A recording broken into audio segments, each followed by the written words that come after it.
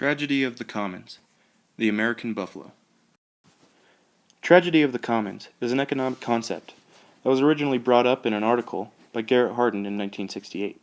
In Hardin's example, he spoke of a pasture that was open to everyone, with people wanting to put more and more cattle on it for their own benefit.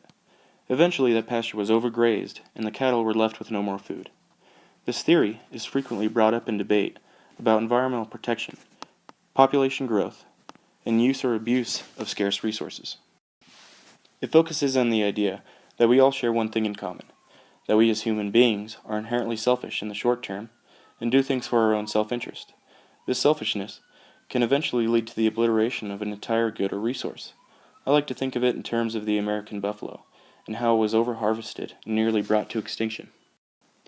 Before the 1800s, there was an estimated 60 million bison nationwide. In the late 1890s, there were only 750 left. This was mainly due to the hunting and slaughter of them for both one's self-interest, to feed a family or use other parts to build things or make clothing, and the annihilation of a resource the Native Americans once relied on to survive. The American buffalo was a necessity to survival back then, because it was so large and easy to come by. With wide open prairies they could graze wherever they wanted, and people could easily find themselves food. A single individual could simply go hunt 1, 2, or even a dozen if they felt so inclined to maximize their own benefits, thus feeding that individual's personal interest for a short time and nearly wiping out the entire common resource.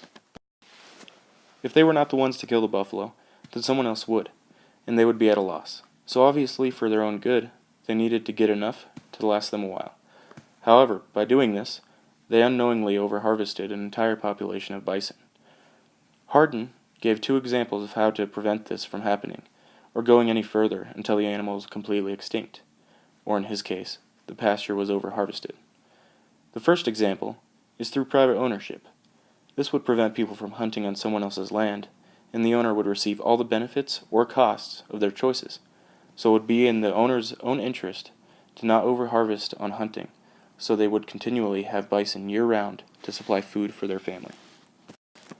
The second way to prevent this tragedy of the commons is through public or government ownership.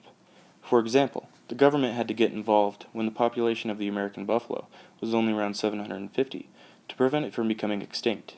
In 1905, the American Bison Society was created, and President Theodore Roosevelt became the honorary president of that society.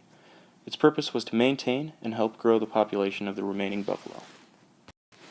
As long as many individuals are reaping the rewards, and only a fraction of them are actually paying the costs of exploiting a resource, there will always be a tragedy of the commons in our society, whether it be overharvesting fish, animals, coal, polluting the air, or deforestation. Like Garrett Hardin said, freedom in a common brings ruin to all.